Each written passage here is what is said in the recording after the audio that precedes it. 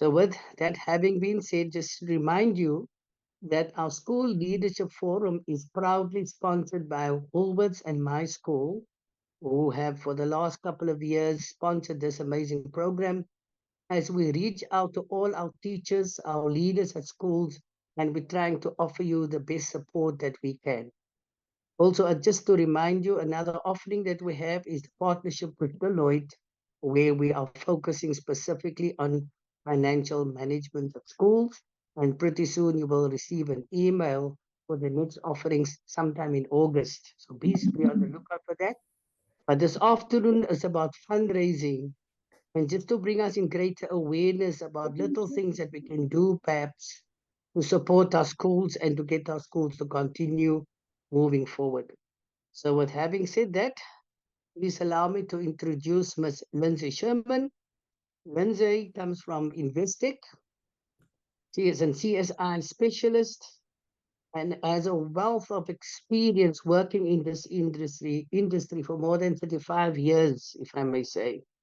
She's knowledgeable and she understands the space very, very well. As I'm sure she will share with us, she's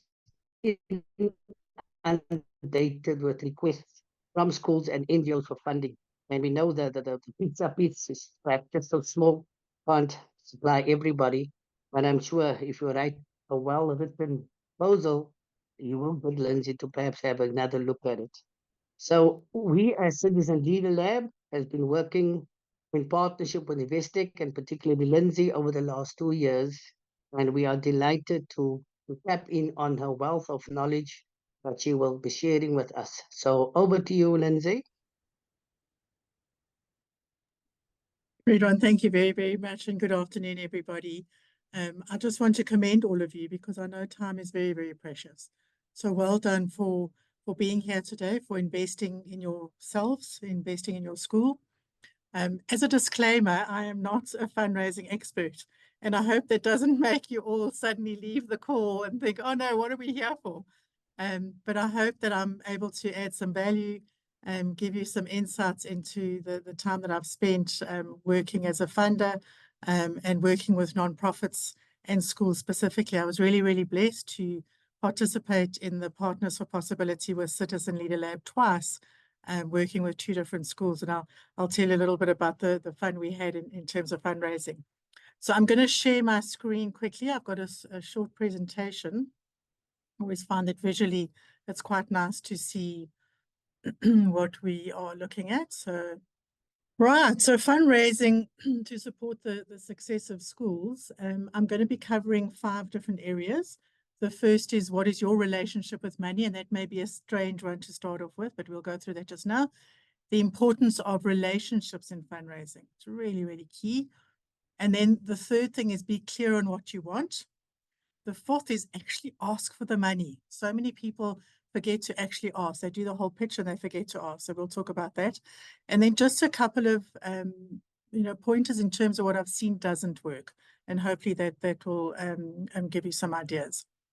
So firstly, what is your personal relationship with money? And why we talk about this is if you're a person that feels that there is just not enough money, so, come from a place of scarcity versus somebody who thinks, gosh, there's so much money, I just need to find it. It's going to affect the way in which you do your fundraising. So, in my experience, there's a lot of money out there, but it's how we go and find it. But if you're coming from a place of there's no money out there, it's really, really hard to fundraise. So just to be aware of that. If you're scared to ask for money, and lots of people are because we're scared of being told no, that also is going to affect the way in which you're going to fundraise. So it's just to be aware of it. And one of the things I'd like to share with you is to say, you're not asking for yourself. You're actually asking for your community. You're asking for your school. And sometimes that may take some of the fear away because it's not a direct, if somebody says no, it's not a direct no to you. It's actually a no to perhaps a project. And I hope that I can help you in terms of some tips in terms of applying for funding. So you are all doing incredible work for the future of our country.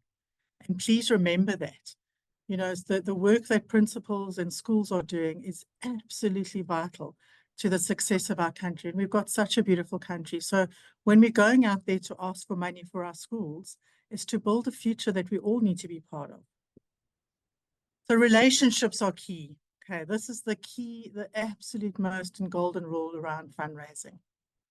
So we're going to do a quick poll. We weren't able to set up the poll. So I'm going to ask you in the chat box just to write down, who do you usually approach for money? And you can select as many as you want to. And we'd love to just get a feeling from you as to who you guys really approach for funding. So if you wouldn't mind just putting into the chat box, I've just put some ideas on there, but it'd be lovely to see who you approach. I'm going to give you a few minutes to do that.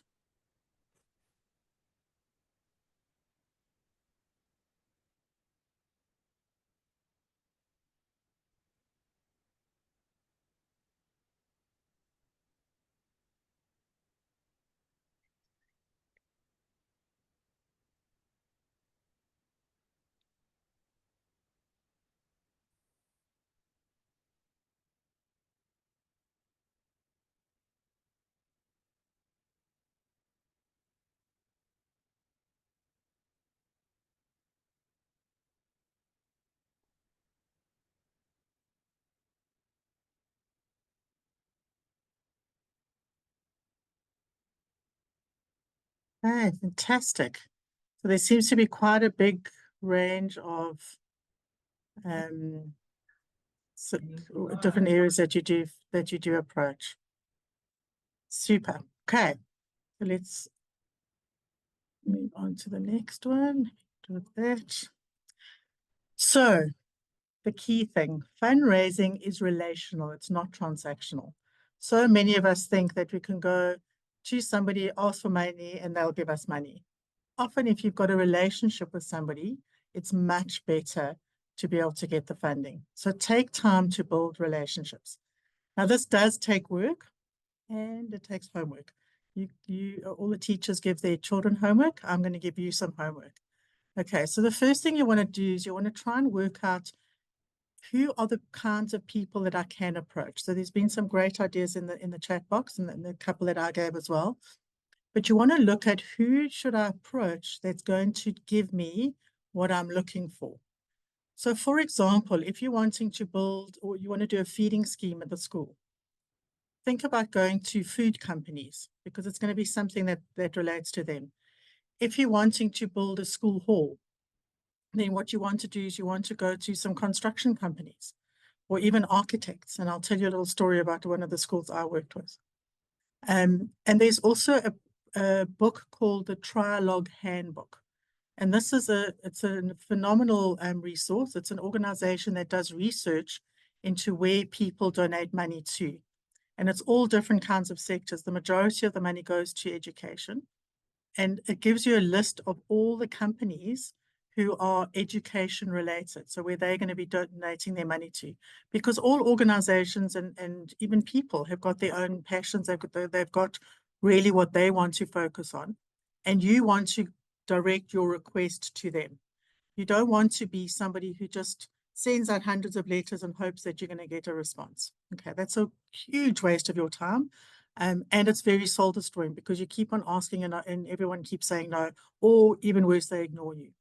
So when you're doing your homework, you want to go and try and find out if I'm looking for a feeding scheme, go to a food company because maybe that's what they're going to sponsor. If I'm looking for somebody to build a hall or a sick room, if I need money to build a sick room, for example, go to your medical companies. It relates to what they're passionate about. If we're thinking about individuals, you want to know what they care about and then tailor your pitch to them. So if they're passionate about education and you're wanting to maybe sponsor one or two children in your school that can't afford to come to school, or you're wanting to get school uniforms, you want to really link what the person cares about or what the organization's focus is to what your need is and tailor your pitch around that. Then you want to also look at possibly speaking to people about investing with you. Gone are the days where people are happy just to hand out money and make donations. Organizations now are wanting to see more impact and they're wanting to connect. Now, some organizations want to get really more involved and you want to start then building partnerships. So you don't just go to them because you want money. And I mean, Partners for Possibility, the program itself helps you develop those relationships. It's not just about, meeting up with a partner and getting money straight away. It's really about developing the partnership. You've got so much value to add, and you can bring along your partner, whether it's corporate, government, small businesses, etc., and bring them alongside with you. So donors want a meaningful experience, and you, as the recipient, want a meaningful partnership. People generally have limited time. So what I would recommend that you do, and this is also very, very hard, and as we, moving along in society now, our attention spans are getting shorter and shorter. So you need to be able to make sure that you give them the snippet of information or high-level information as quickly as possible. And if they want more, then give them more. So I want to give you an example. I'm sure lots of you on the call here love apple pie. Okay. So you have that first piece of apple pie and it's delicious. And how many of you want a second piece of apple pie? Most of us do, right? But by the time you've had that second piece, you start feeling a little bit, oh, this wasn't so nice. And if you have a third piece, it's awful. And then suddenly apple pie is not that great anymore. Why I use this example is leave an organization wanting more from you. Don't give them the entire apple pie, because by that time they've shut down and they're already thinking about something else. So keep your story short and sweet. And if they want more, have more to give them. Okay. And then to get funding, you want to be fundable and findable. So what I mean by that is you want to be able to say to an organization when they're ready to give you money, exactly what, and I'll talk about it a little bit later, exactly what you're wanting them to fund, and be ready to direct them where they can put the money. Okay, so have a bank account ready, have a place where they can put the money so they know exactly where, even if you've set up a separate bank account for a specific fundraising activity, but be ready with that, because when the person says, okay, I want to fund or I want to invest, be ready to take their money. Okay. So that leads me on to my next point is be clear on what you want. Okay. You want to tell a story. You want to be able to engage people to understand what it is that you're wanting. And tell them why, not just what. Okay, so I'll tell you a story about a school that I worked with, and they wanted to build a hall. Okay, so that's the what. We want to build a hall. Why do we want to build a hall? Well, this specific school, and I'm sure lots of your schools are in the same situation, they didn't have a place where they could bring all of the learners together. They also didn't, it was a high school, they didn't have a place where the learners could actually write all their exams. They didn't have a place where they could engage with the teachers. They didn't even have a staff room. So there was a lot around why they wanted to build this, was to really bring people together, have a safe environment for learners to be able to write their matric exams, etc. So you're wanting to be able to make sure that the potential funder knows why you want to build it, not just the fact that you want to build a hall. So when I worked with the school, one of the things, and a hall is a big ask, okay, it's a lot of money, is we brainstormed and said, what should we be doing and how should we be doing this? And one of the important things was that a lot of funders are visual. They want to see the picture of what it is. You want to share this picture of what you're wanting to do. So we approached an architect to draw up a mock-up of what this hall could look like, and then started approaching funders. So when funders saw this picture of what we were trying to do, it was so much easier to sell the story to them because they could actually visualize what would happen there. We then got a couple of learners to talk about what a difference it would make to them to have a hall. It's not just a building, so much more than just a building. So I encourage you to put a story behind what it is that you're trying to do, and make sure that it's a compelling story, and link it back to share how what you want to do is linked to solving a problem. Okay, so any fundraising that you're doing is obviously solving a problem. You're wanting money to do something to solve a problem. So you are actually going to a funder to give them the opportunity to be part of the solution. You're not just wanting money. This is a really, really important thing, because it helps your potential funders feel part of what you're doing to change our communities, to invest in our community to make a huge, big difference. Okay, so you want to help them solve it by investing in you, not just handing you a donation or giving you money and helping them pat themselves on the back. They're vested, they're interested, they're part of what it is that you're trying to achieve. So the next question we want to ask you is, what is the largest amount of money you have raised for a project? And again, if you wouldn't mind just popping that into the chat. Okay, fabulous. So also a wide selection of different kinds of funding and different kinds of projects that you're fundraising for.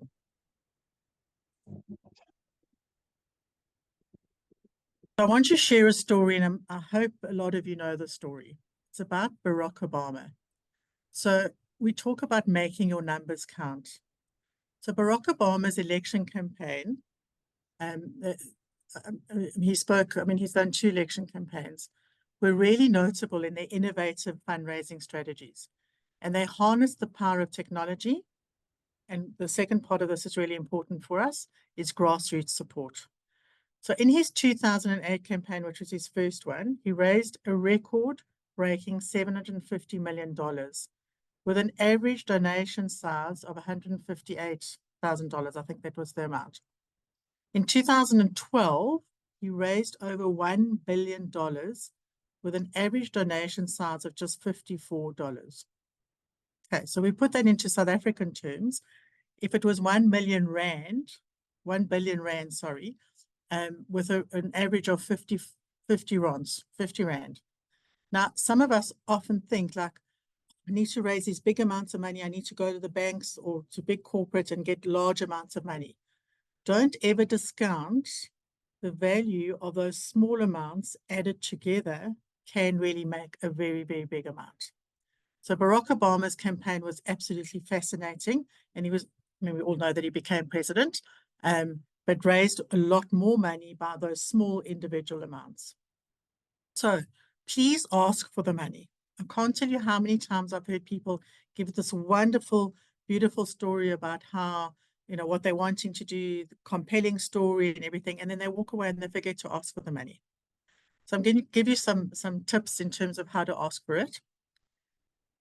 What you want to say is you don't want to have a closed-ended question where the person can say yes or no.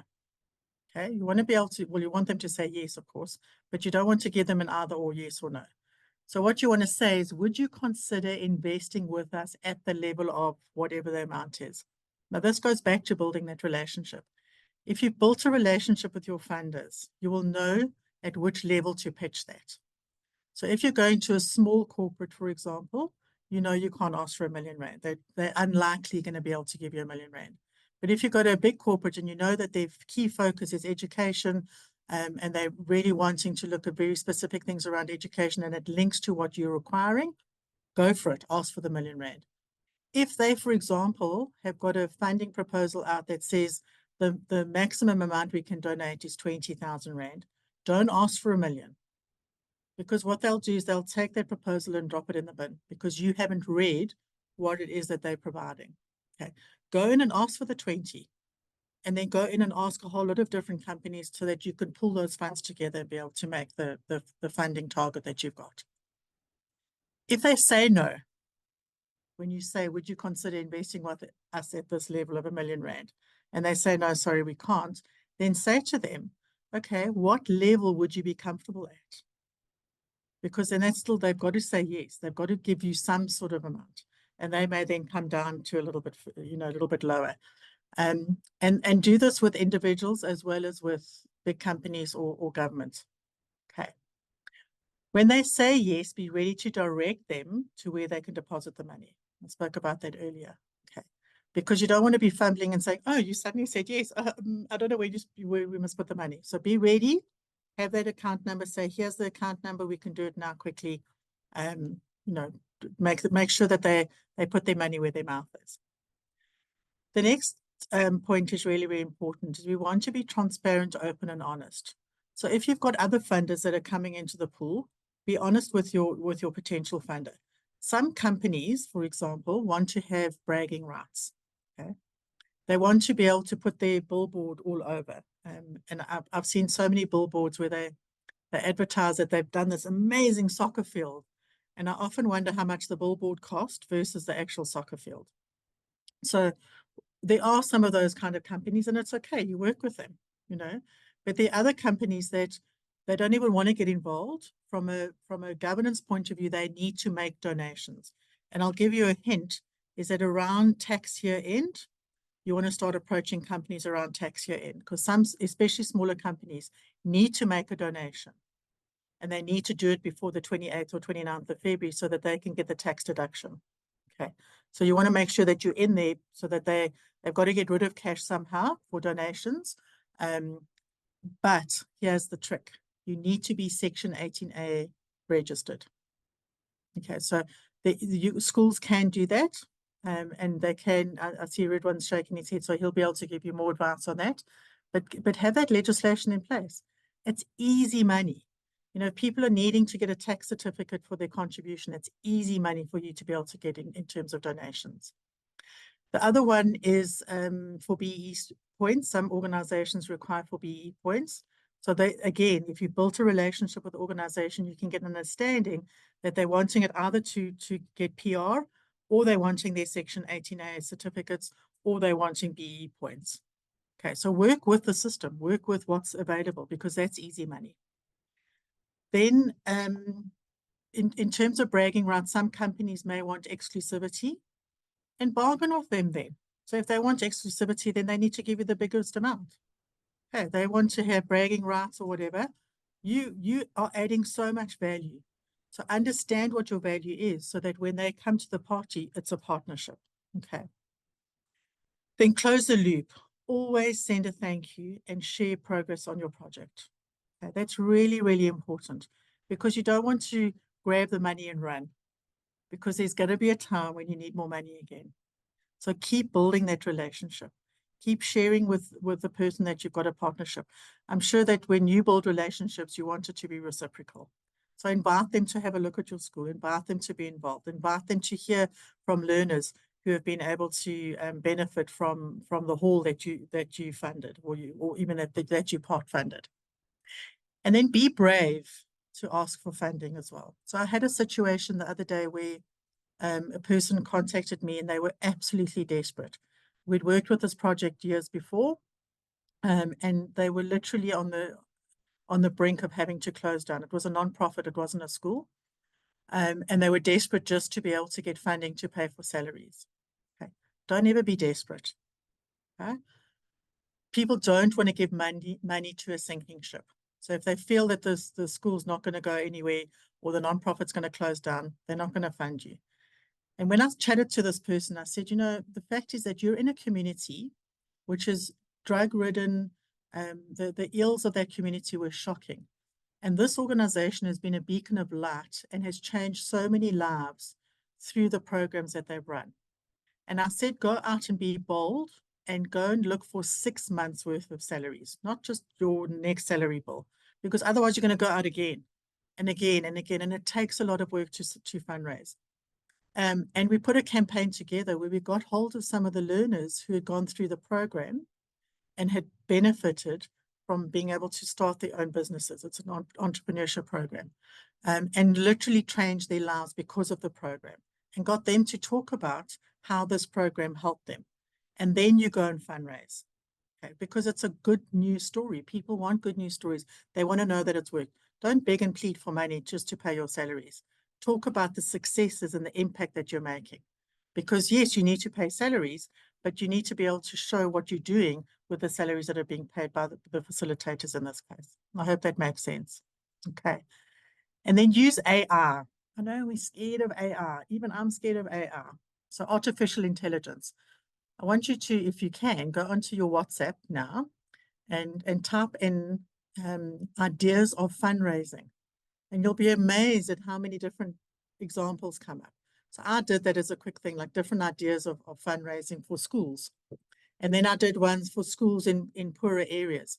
I mean, obviously we know that a lot of the artificial intelligence stuff is Americanized or Westernized or whatever, but there could be little bits of information that come in there.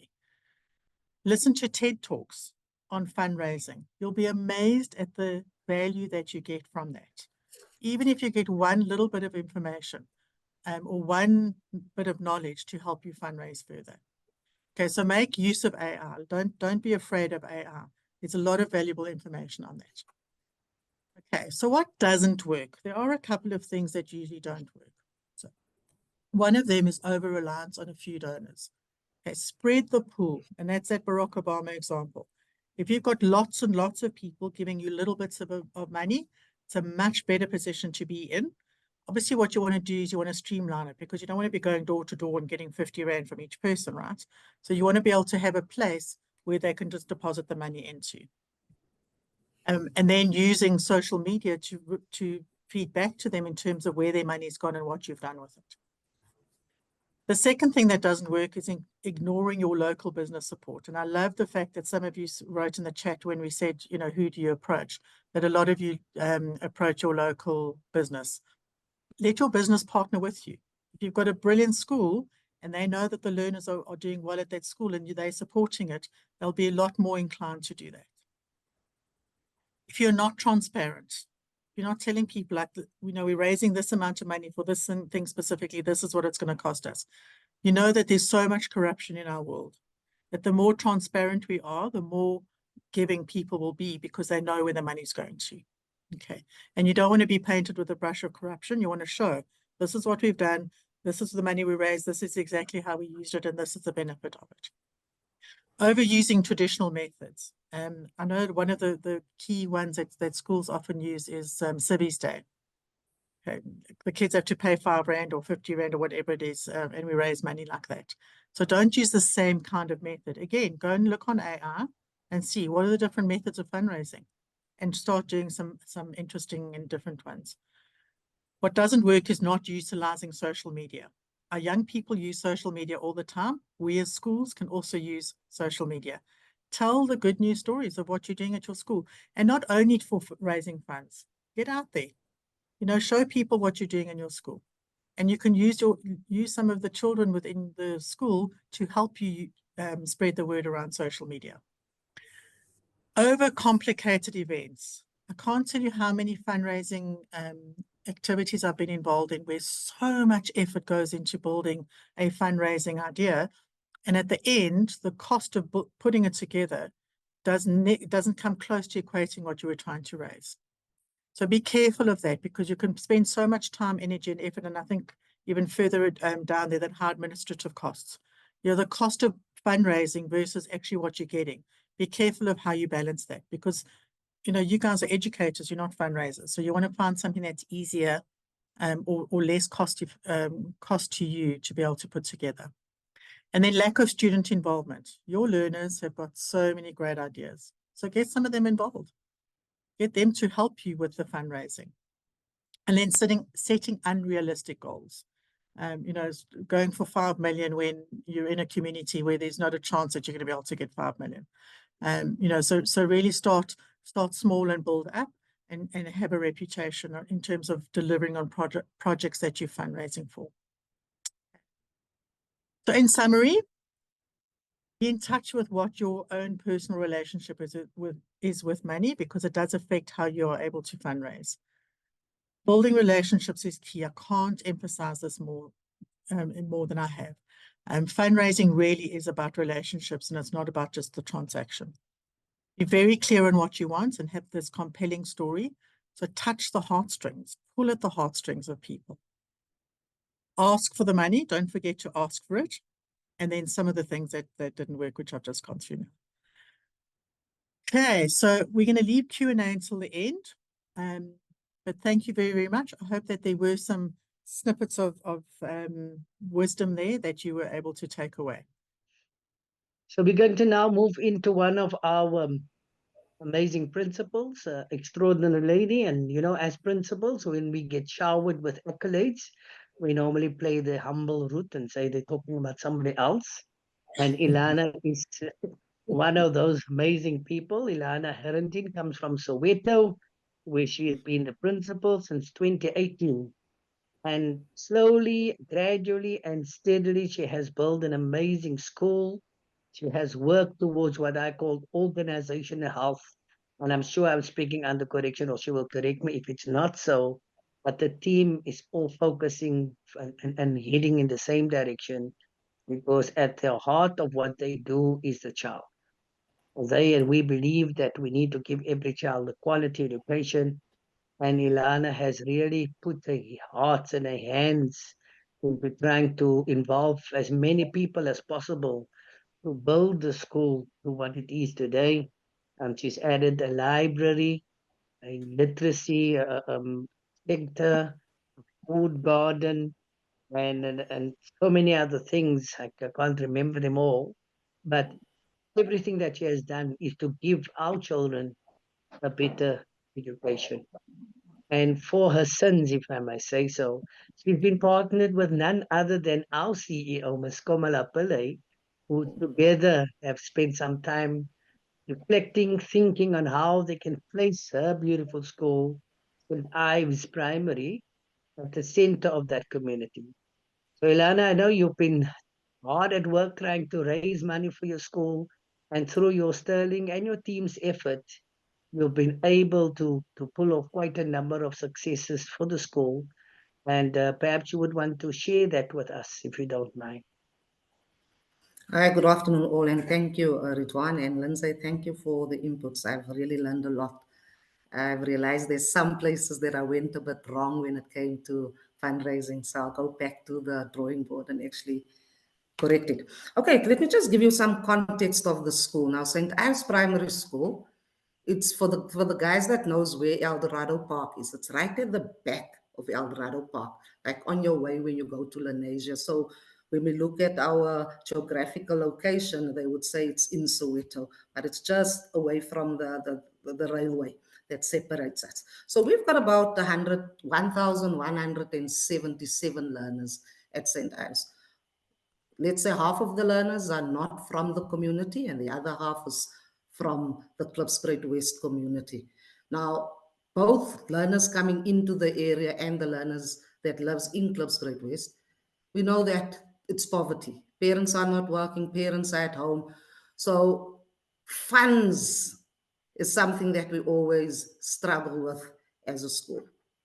But for me, I don't see funds as a how can I say, as a problem. I shouldn't let funds stand in the way of making the school great. I dream for the school like we have money in the bank. That shouldn't hamper my thinking. So I'm always reminded of the vision. What is it that we want to achieve as a school?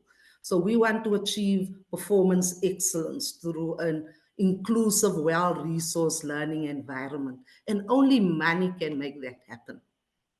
So whatever I do, I remind myself of that. So that is the school. So having a service at school now, Lindsay spoke about having these small little things. You know, I have it once a month because I hate the chaos that goes with when the learners are dressing up. And we charge a R5. So for a Good Friday, when we have it, we'll make about 4,000 Rand. I'm not complaining about it, but I'll rather have discipline than having chaos. So I shy away from service and things like that. So basically, the school, how can I say, depends mostly on the budget that we receive from DB, from the Department of Education. So we a quintile 4 school. Now we all know that quintiles were allocated wrongly to schools. Now, quintile 4 school will be a school that's located in a affluent area, and my school is definitely not. So I do not get a lot of funds from the department. So at first, our school was a fee-paying school. So our school fees was like 600 Rand for the year, and parents couldn't even pay that. So what I've done is I said, okay, so we said now parents can apply for exemptions. Then the department will give us that exemption for the parents who can't afford to pay 600 Rand. But parents didn't come in and hand in these forms because my first year we only handed in 50 exemptions from an entire school where 70% of the learners are not paying school fees. So I had to come up with a plan with the SGB and say, look, yeah, let's tell the parents we'll have a day where parents can come in. We'll make photocopies. We'll assist in completing those forms. And there we at least got 400 to 500 parents coming in to complete that exemption forms. So now we got funds now in. So the department gave it to us. So what I realized is with the exemption money, it's not ring fenced like the other money that you will receive from the department. So the more exemptions I get in, that means the more flexibility will I have with the money. So that money actually assisted us in putting in whiteboards in all the classrooms, because nobody could ask me, but that's ring fence money, you didn't use it for LTSM and things like that. So that was another way of using the government's money to make sure that the school gets money in. And the same with the ring fence money, we know you get a budget, and then they tell you you should spend this amount on LTSM services and so forth. So what I did is I looked at my LTSM budget, and at the time we didn't have readers and textbooks. And I knew that buying all these textbooks, we won't have any money left. We'll even have to go into services and all that money to procure all those textbooks. And I looked at the quotations that all the service providers has given me. I said, no, there's no ways. I actually contacted the publishers, where I received a quote for readers for 200 and something thousand. When I contacted the publishers, they charged me 70,000 Rand.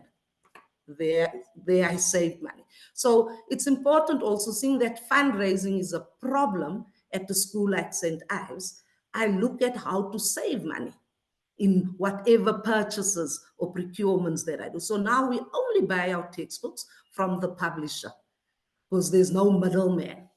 So that is the route that we go. Also, in terms of your maintenance budget, the same thing happens. Now, for me, it's more about saving money than fundraising, but I'll get into the fundraising part as well. So with the maintenance, I've realized if I do not use reputable service providers with papers, I'll end up fixing the same thing over and over and over. So let me get reputable people out that can guarantee their job. Because if you ask Uncle Sam down the road, he's gonna come fix it, and tomorrow you must call him again, because the school can only accommodate about 700 learners, but we've got 1,000 learners. So that means the toilets will always be a problem. Doors will always be a problem. So I find out that I actually save on fixing more because I'm using reputable people. Now, in terms of LTSM as well, making sure that your LTSM committee is a functional committee. Because now you can't be buying the same textbook every year, where you find that you spend that budget that you get from the department buying textbooks all the time. So if you make sure that your loan forms go out, you preach to the learners that they must look after the textbooks. You have meetings with the parents just discussing the textbooks and why is it that at St Ives we want us to look after the textbooks, because later on we can ask for a diversion of that money and then we can do something else instead of just buying textbooks all the time. Now we can fix our toilets. We can maybe start building a feeding scheme, because I believe, like Linsey has said, start the project so people can see you've invested yourself for the little money that you have. So for me, it's key to look after things. And that is the one of our core values at school, to have respect for ourselves and for the things around us. And the other thing that also helps a lot when it comes to finances, it's that having an SGB that understands the vision of the school. They must understand what is it that we as an SGB, like they've got a 5-year term. What is it that we want to achieve? What is our big projects? And I always say, start with the small ones first so that you can achieve, so you can have that drive to achieve the bigger projects. So having an SGB that understands, I know I started off with a very difficult SGB, but I didn't change the vision of, we are here to improve, because we raise funds to enhance teaching and learning.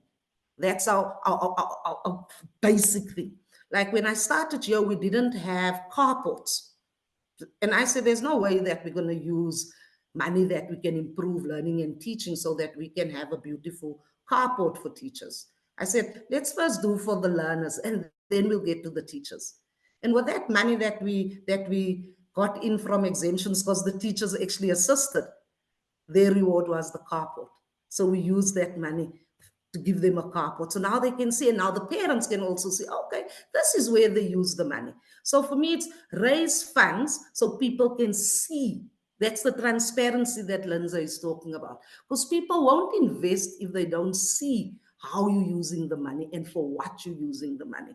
So that was key. So when the parents walk in, they'll say, okay, now we can pay that donation, because in the interim, we're now a no-fee school, but we're asking parents for donations, like a 50 Rand a month.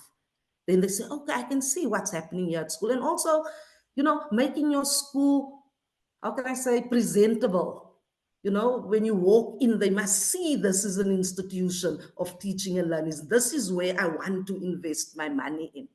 Because if the school doesn't look the part, I will be very reluctant to invest there. And that's the approach that I used, that inviting the people over to come and have a look at the school and say, yeah, like if we look at like the library that we got, now this is through the department as well. Now, sometimes now people will say, hey, listen to Ilana saying this. I say, sometimes we need to adhere to the demands from the department, because they will also assist you. If they see that you do have your submissions is on time, you make sure that you implement policy. Your school is a functional school. And then, because remember, sponsors also comes through the Department of Education. And these sponsors ask the department, is there any schools in your district that we can invest in? Then the department will easily see, okay, no, that's a school, we can see potential there. Because whenever we visit the school, we can see that everything is in place. And that's how lucky I was when they sponsored the library. Oh, okay, you had to write a proposal. So that is where Linsey came in, where you have pictures, you play on their heartstrings, have pictures of the learner sitting under the tree, reading a book, making sure that the book is torn a bit so that you can play on their heartstrings and all of that.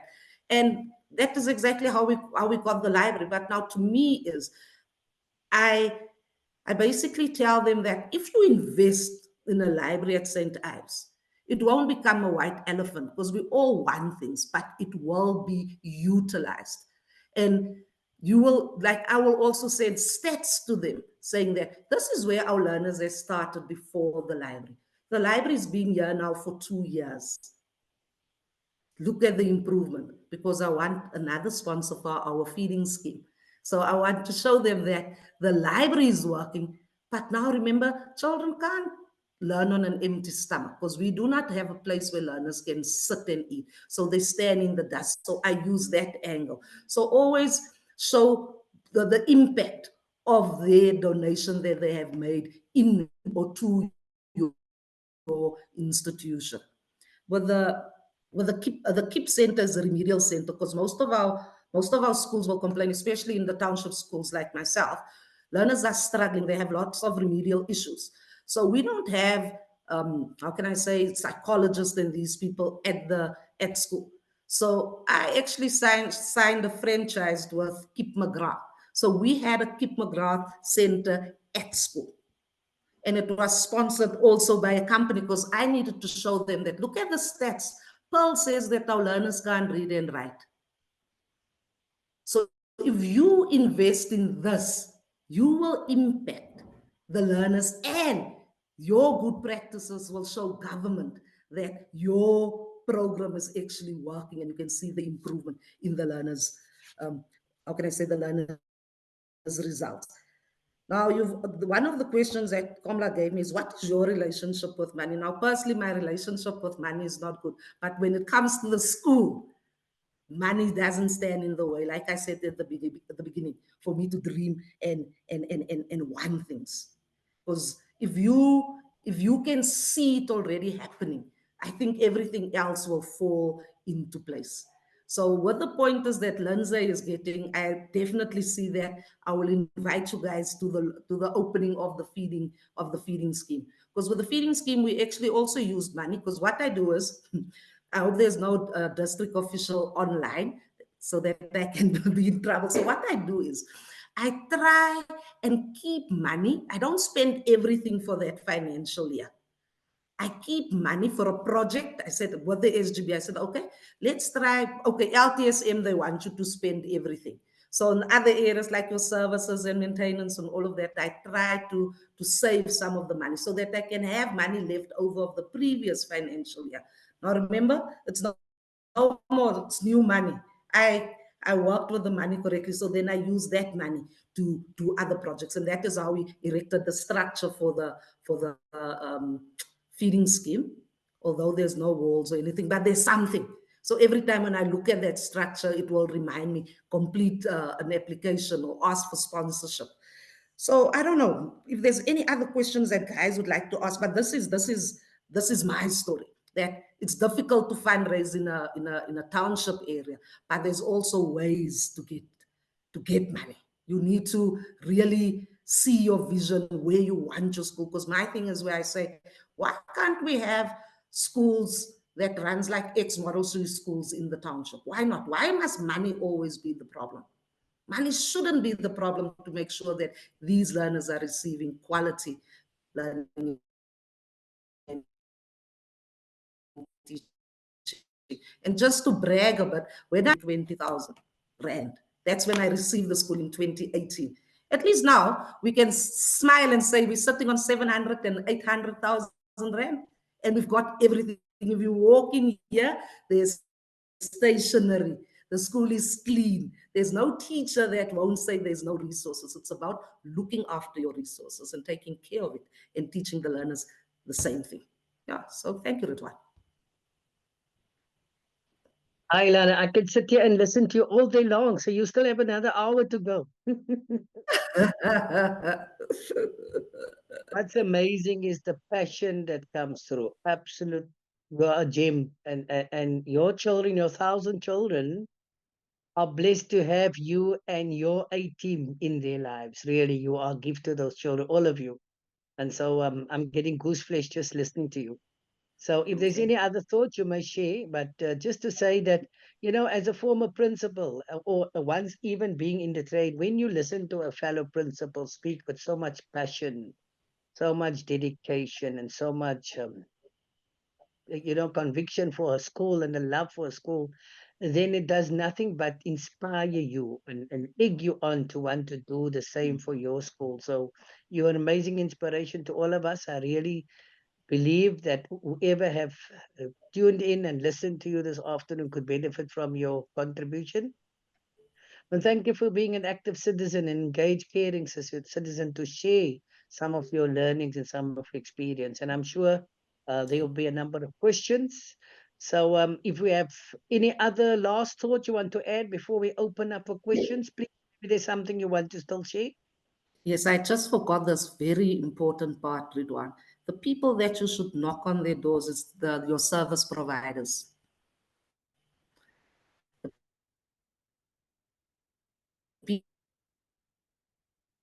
That you rent to buy your stationery from, those are the people that you should ask for sponsorship because you're basically rendering a service. So I found that very helpful for myself because when I started, I needed furniture. And I said, who's the school banking with? They said, Standard Bank.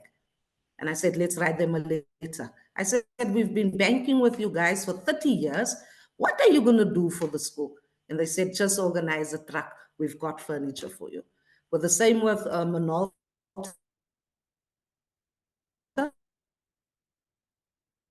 We rent our machines from them and do the job. Because you find that they give you that, let's say they say, okay, we can sponsor you 20,000 Rand, but you know for a fact, 20,000 Rand is not going to fix those toilets. So I would always say, I would like you to come and do it, to come to the school so that you can get the feel for the school. So the service providers, those are the best people to ask for sponsorship because you can easily say, I'll take my business elsewhere. So yeah, so that is my last input that I forgot. That is my source of income when it comes to fundraising, the service providers that we are using.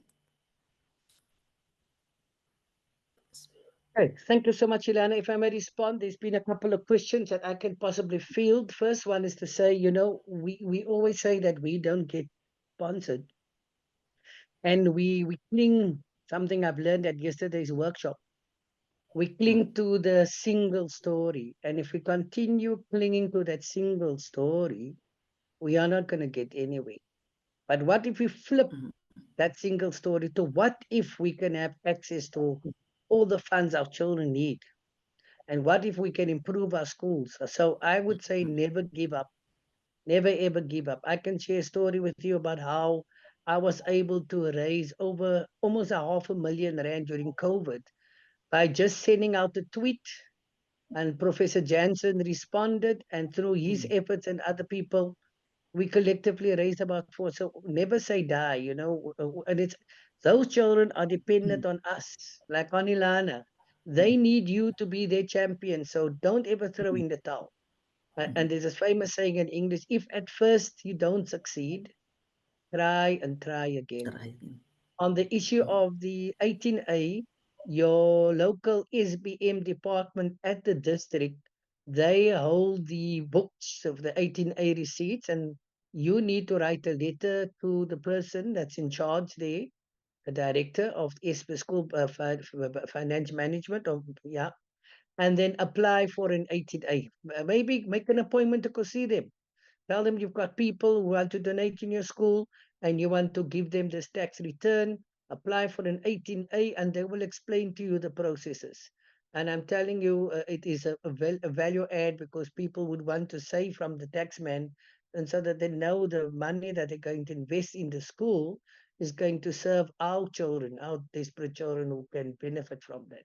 So, yeah, contact your local district, make an application for those 18As, and then, yeah, hopefully you will be successful in then approaching business to say our school holds an 18A receipt and we'll be able to be of service to you.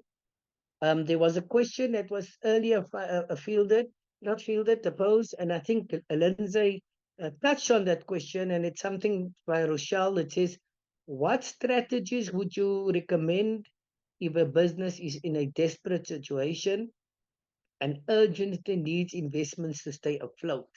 I think, Lindsay, you mentioned an organization like that you gave advice to. Maybe just a little bit more for the person who asked that question, because that question popped after you explained what one can do. Thanks, Redwan. Yeah, I think the key thing that I spoke about is you don't want to come across as desperate. So you want to be able to share what the impact is that you've already given or that you've maintained, or like just show this the vision of what you've done already. And you want to be able to cast that vision for somebody that wants to invest. If you're in a desperate situation, it's very difficult to go and get funding. So I wouldn't talk about how desperate you are, because people are not going to want to contribute to something that they feel is not going to be there for a while. So the key thing is don't ever get into a desperate situation. But I know that that's very flippant to say, because some of us, we do. But don't, make sure that you keep funding for a period of time. And that's good financial management. Don't ever spend everything that's in your coffers. Always make sure that you've got some money set aside. So that's why keep on fundraising, even if it's not maybe for something specific. But talk about the successes of what you've been able to do, the impact that you've made. Don't talk about how desperate you are for the funding. I hope that helps. Yes, it did. Thank you very much. Thanks, Rochelle. Now, there's a question on crowdfunding. I don't know, Lindsay, have you any experience with regard to crowdfunding? Are schools allowed to engage in crowdfunding, and what is your opinion on the effectiveness and appropriateness of this method for raising funds in the educational sector? So all ways of funding, legal ways of funding are an important way to go. I would try whatever you are able to. The thing about crowdfunding is you've got to have a very compelling story. Some crowdfunding efforts have worked really well because it's for something specific. But in my experience, crowdfunding doesn't work as well because you haven't developed a relationship. It's almost just like an online thing. You've got all this information that's there and people can come in and donate. So it's how you use crowdfunding. I'll always go back to that, build the relationships and then use crowdfunding platforms to get your message out there. But there's nothing that can be as successful as building a relationship with a potential funder. Yeah, if I may add to, during COVID, we also tried a crowdfunding to public to assist with salaries because there was simply no income. But everybody at that time, most schools launched this crowdfunding campaign, so the market was saturated and it wasn't that successful. But any penny that comes into the school's coffers is a penny you never had before. So try everything, try everything. And we, with my school, as who's sponsoring this beautiful program, swipe at your Hoover store, and if you get your parents to sign up and to use those cards, if you have a Woolworths store near you, then you will benefit, even if it's a small amount. Something will be paid back into the school's account. So yeah, we have Rochelle with her hands raised. Do you have a question, Rochelle? No, I think I either pressed the wrong emoji. So I pressed the thumbs up instead of the raise hand emoji. But on the point of Woolies and My School, My Planet,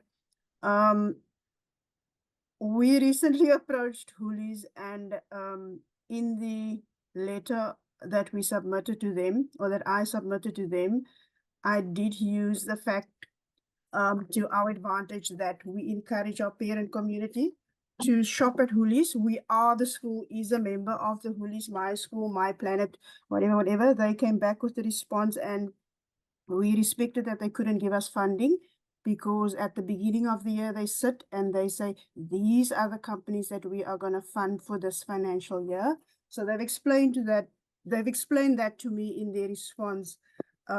So I just wanted to find out when schools approach, the principal that spoke earlier said that a tip would be to approach the suppliers, people that you do business with. When we approach them for funding, do we have to give, how do we make our message more compelling so that they can, because obviously they're going to receive a number of proposals, and we want them to really sit up and notice ours, if I can make an example. So what do we put in that message or in that letter that would make our request more compelling, or maybe let them just take a look at the request for a second time instead of saying, oh, this is a no, that goes to the yes pile, this goes to the no pile. So what are some of the things that a school can include in the letters when we sent it out to suppliers or local businesses or even investors? Yeah, Ilana, can you perhaps maybe shed a little more light on how you engage your suppliers?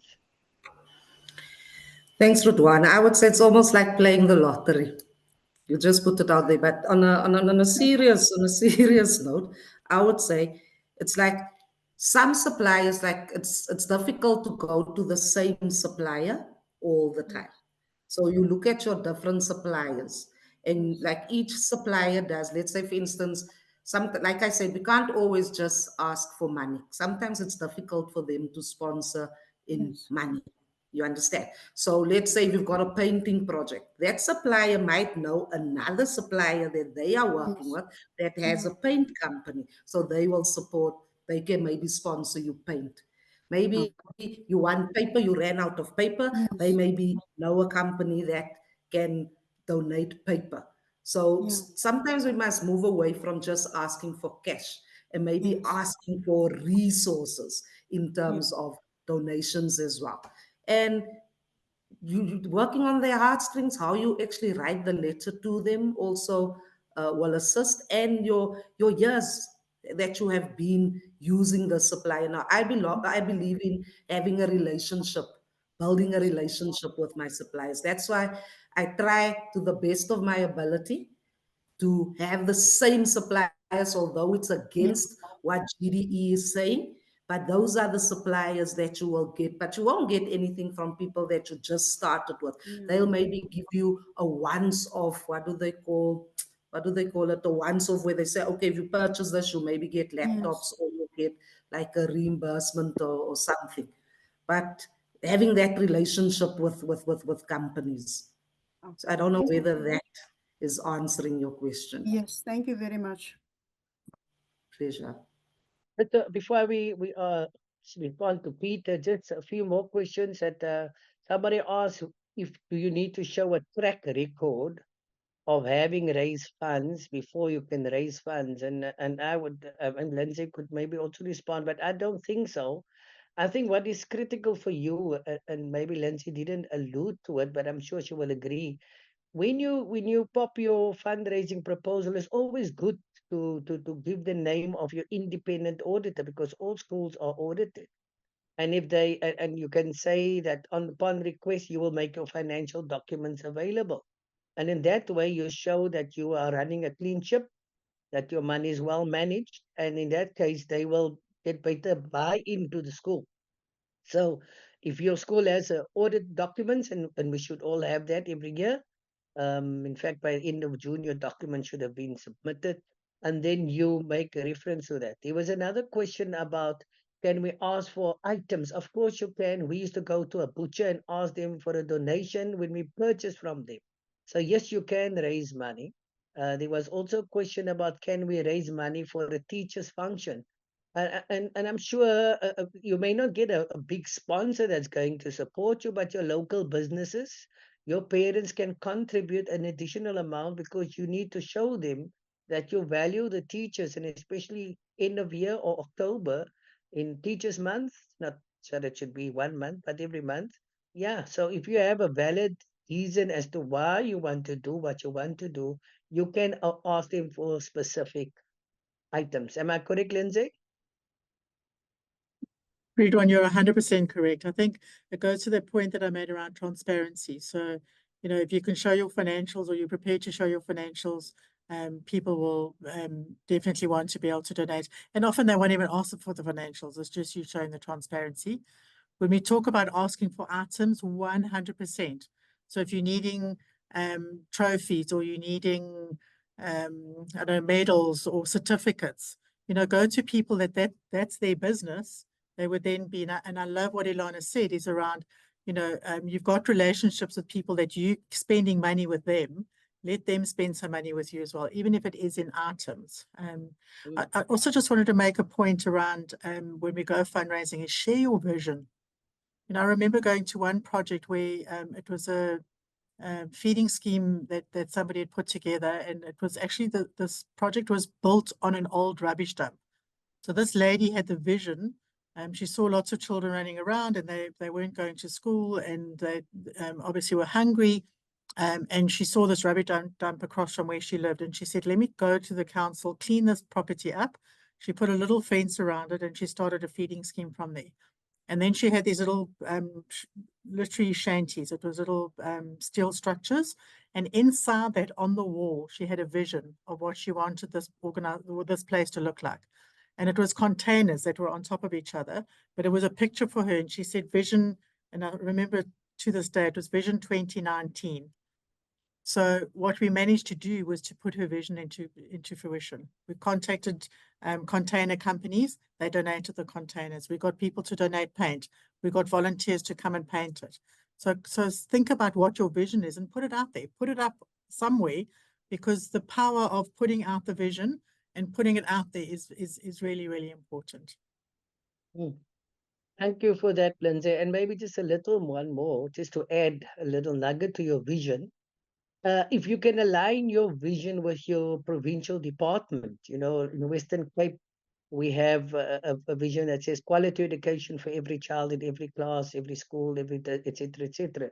But bring the key focus of the provincial department's vision and make it part of your own, so that you also show alignment with the provincial department. And I think that is we all have so many different visions, but if we have a central theme running through all our visions, and we are all heading in the right direction. I saw Peter's hand up. Peter, we would like you to unmute and maybe ask your question or comment. Yeah, thank you very much. I just want to agree with Ilana. One of the last things I ask for is for money. If you, for example, have one individual as a parent at the school, or that that is connected to a company, all you have to do, for example, is ask that company to give you their CA for 2 hours a week. that CA will draw up a professional financial plan for you, indicating exactly what your needs are. Or if you ask for the marketing guy of that company, that guy will draw up a marketing plan. And inevitably, you will say, actually, we've got printing in house, we can do the printing for you. I know a buddy who can do this. Uh, I invited the CEO of one of the organizations to our local school and then told him to invite 7 of his top service providers, where he personally writes the checks out, to come with him to us for a cup of coffee and did a presentation to them. And we had our whole kitchen transformed into an industrial kitchen, which now is able to generate income for the school. Because all those service providers, they committed. One said, I'll do the stoves. The other one said, I'll do the electricity. The other one said, I'll get the gas. And the whole project was completed without asking anybody for a cent.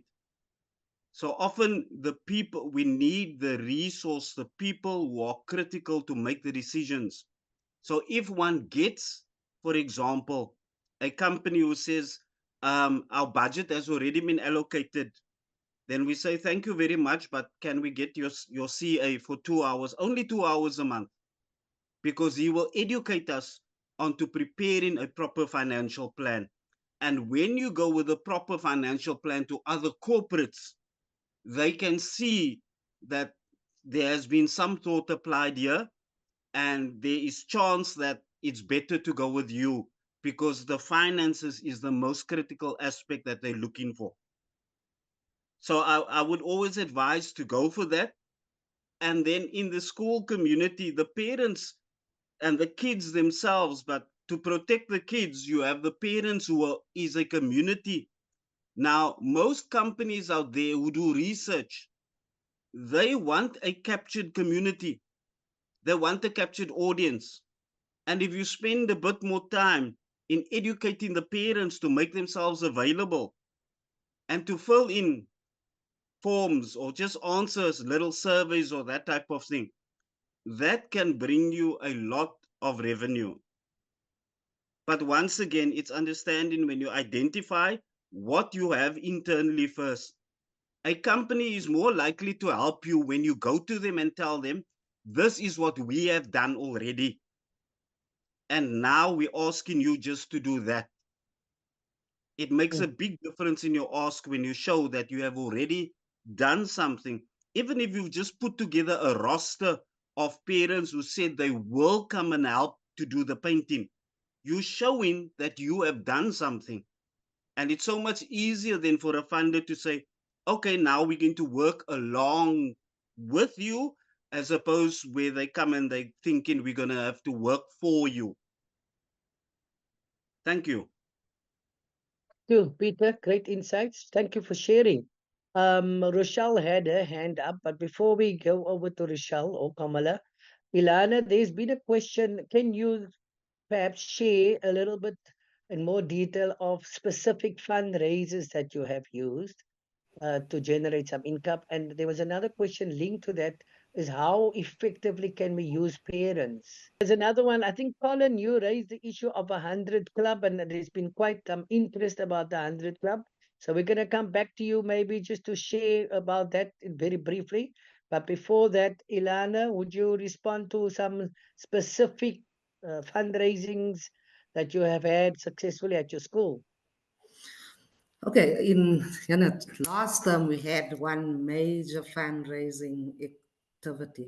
Now, like I said, I'm a big dreamer. I don't have small dreams, although my parents, everybody says, but the parents don't have money. I said, it's people will invest in something if it's quality. So we had a huge production.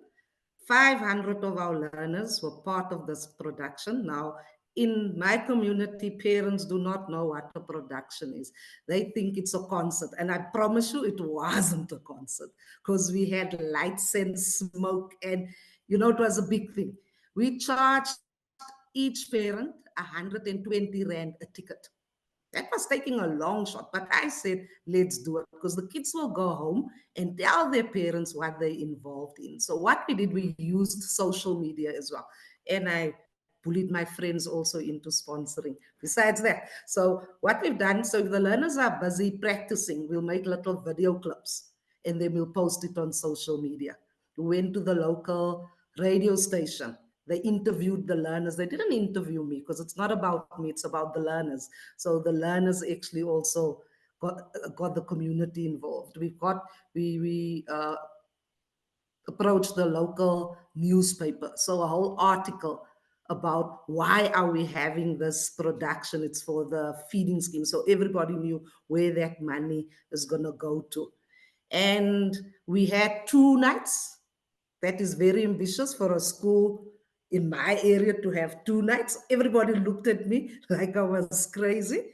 Yes, I was. We had 2 nights, and both nights was full. We had the Saturday and the Sunday because we wanted it in the evening, but because of our learners that's using transport, we said no, we can't exclude learners. So let's involve all of that.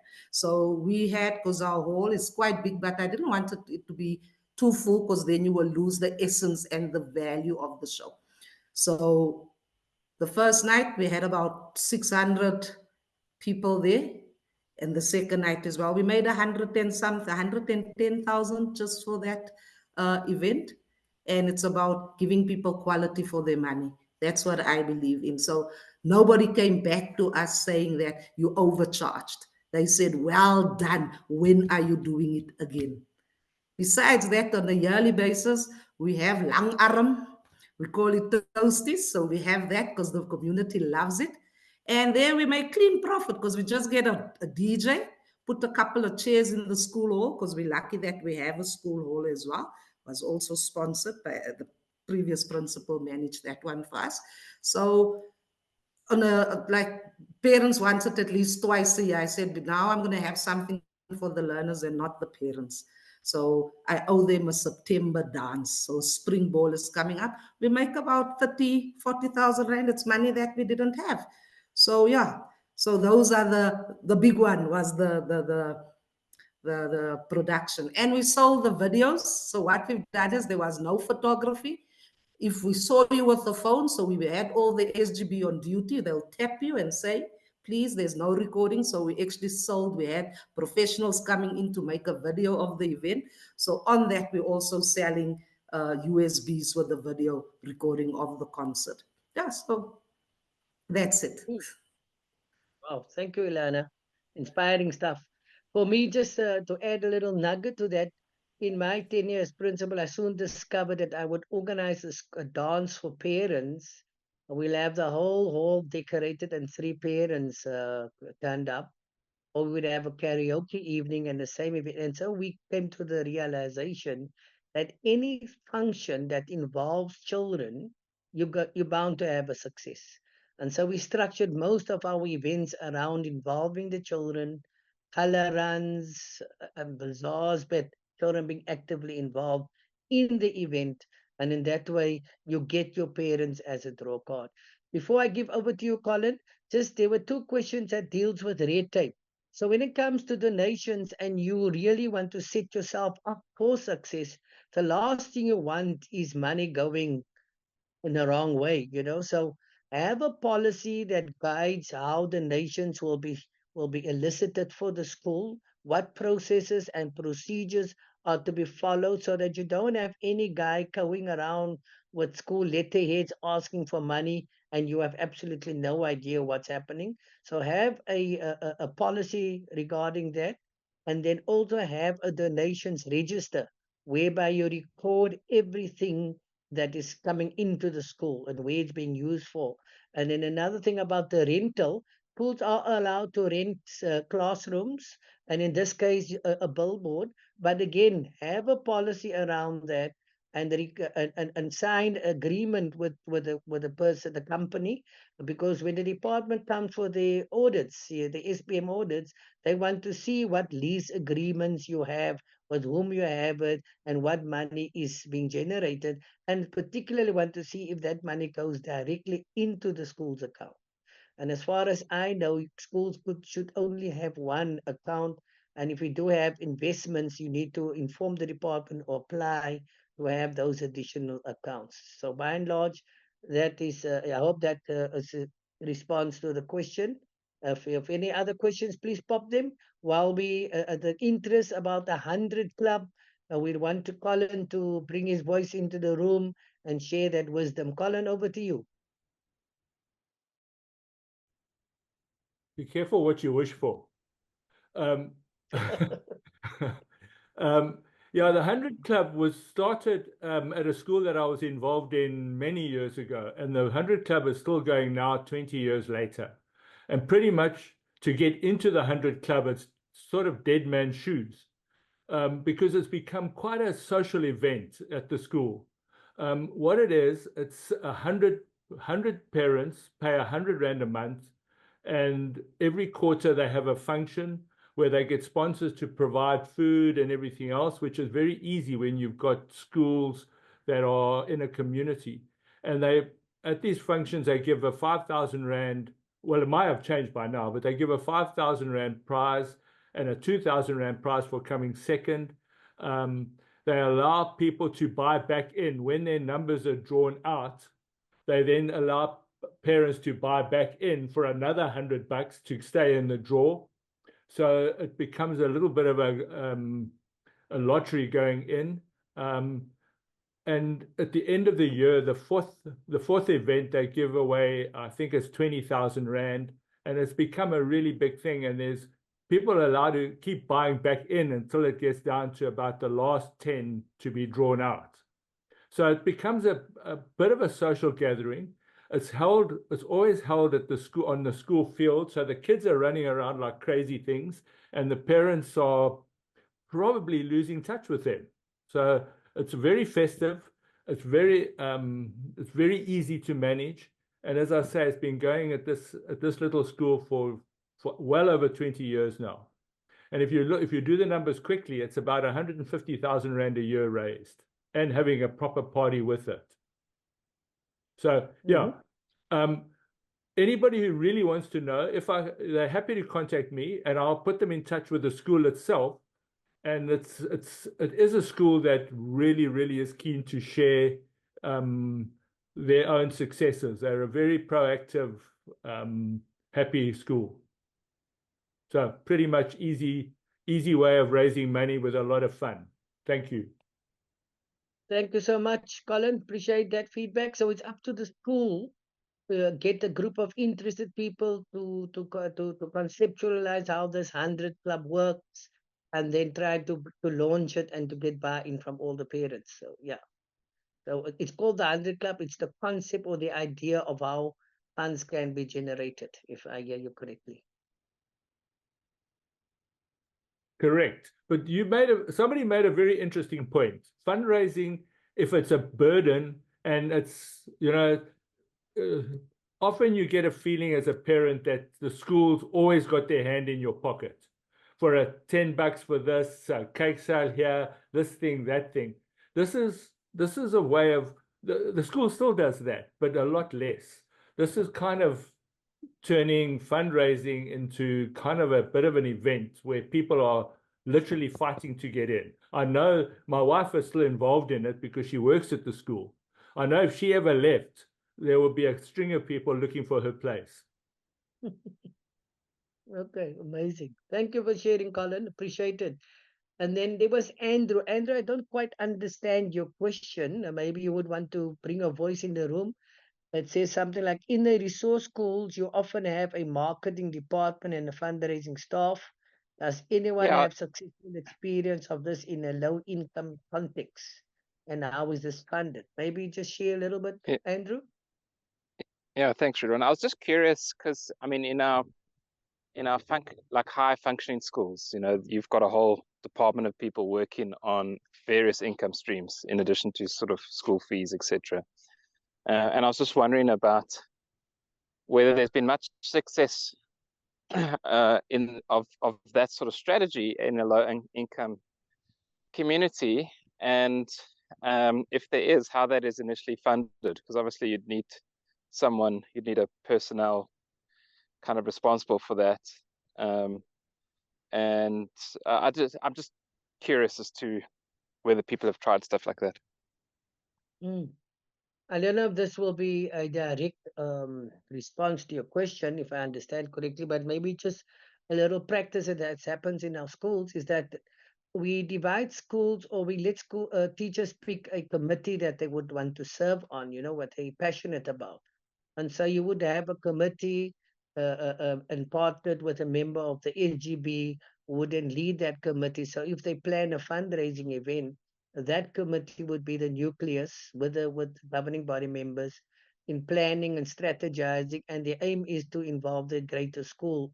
So all members of staff eventually gets on board. Say, for example, like a production or a concert or a bazaar, for example. So that's by and large how we operate. We don't necessarily pay the staff because they are paying members. They're being paid by a government or by the SGB as employees of the SGB. But having said that, I know of a school that runs a 3-evening concert, and they give a package to the parents. They say, we pay for your boerewors, you pay for your cool drink, and you pay for visiting and seeing the production. And then they make over 100,000 rand a night, so over the space of 3 nights, they could easily rake in about 300,000 rand. So it just depends on what is your relationship with money, to coin the phrase, and how far you want to stretch the idea. So like they say, we can, if we imagine this far and big, hopefully we'll get some success stories, but it depends on you and if you live possibility. So yeah, I don't know if there's any more questions. I really appreciate what has been shared thus far, what I got.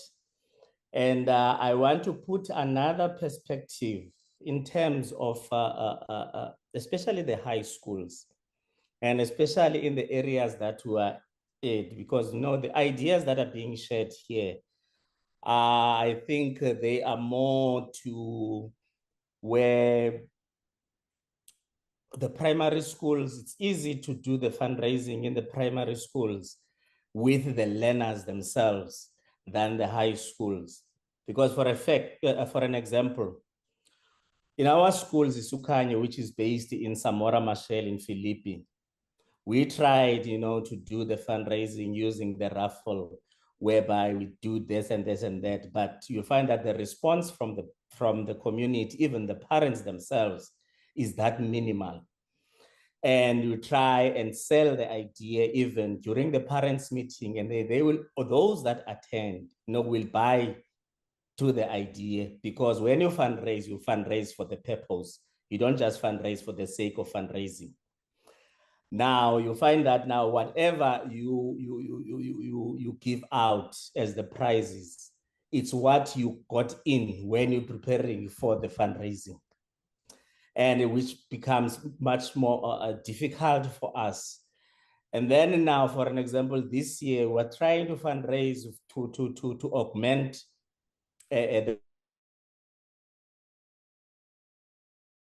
able to ensure that our learners participate fully in the leagues that they have registered for. But then now, we find that the parents have agreed to contribute this amount of 100 rand per parent. But then now, when it comes now to sending in the money, there are nowhere to be, there is no money that comes in, and then you get a lot of excuses there and there. And then now we have for an example, last year, we have a camp for our matric learners where they spend a weekend when they write during the trial exam and the final exams. But we're assisted by another organization, which is Project Ignite. They managed to source out the funds on our behalf, and then they got that. And then when you find that when we try to do this to these companies, and then you find that they are unwilling to assist us. But now if there is a third party that comes in, which they are familiar with, it's then that they are able to give out. Even now for this year, we are in that program. They are going to assist us with our fundraising for our matric camp for this trial exam and also for the end of the year exam. So my issue is that how can we overcome where now the issues where the parents agree on something that they are going to assist the school, which is going to be beneficial to their learners at the end of the day. But then now they don't come to the party.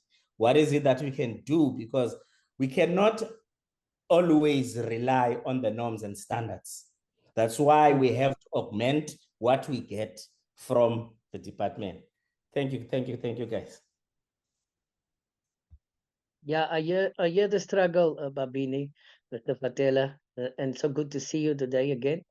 But perhaps we have some high school principals in the room who would maybe want to share if they have similar experiences and perhaps how they have overcome them, or at least try to overcome them. But I know high schools, yeah, there is a big difference between how the children and the parents of primary schools respond to that of the high schools. And even Ilana will tell you in a primary school, there's always this complaint that the learners in the foundation phase, the grade 1s, 2, and 3s, their parents are more responsive than your senior learners in 6 and 7. So, yeah, Yes. it is a trend somewhere happening. Ilana, your response? No, 100% what you're saying, Ridwan. Same thing. I must go into the grade 7 classes and basically beg them.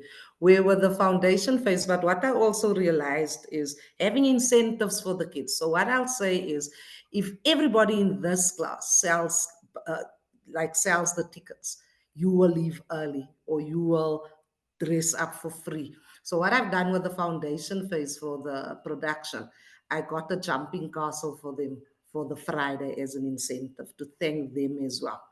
So giving incentives, but it's always a struggle with the older kids, but making sure that there's incentives for them as well.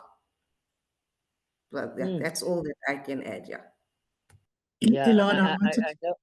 Oh, sorry, sorry, may I Ridwan. go ahead, Lindsay? Go ahead. I wanted to commend Ilana because I think that's a great, people love competition. So if you have one class competing against another and there's a prize at the end of the day, you get them to do all the work. So that incentive, I think Ilana is a brilliant idea. Well done. Yeah, and if I may share, I think the best thing for a school is for the principal to go to every class and to take on that added responsibility of enthusiasm them to participate. So I've done that many times, and then I would hand out lollipops. If a collecting list is just the return, it doesn't matter about the amount of money, and then they would get a lollipop. And then every week, we would throw all the names of those learners who returned their list, and we will draw one lucky or two lucky winners for a KFC lunch, for example. And that would run throughout the campaign. And children would then want to. There's a lot of disappointment once one learner walks away with that lunch. But yeah, it just creates that enthusiasm for them to want to respond. So a reward of a little lollipop or a little minor prize in between. We have to be so creative to get them to buy into our ideas. Yeah. So well done to Ilana and all the principals who's trying their absolute best to generate incomes. We still have a few minutes. If there's anybody would like to bring his or her voice in the room,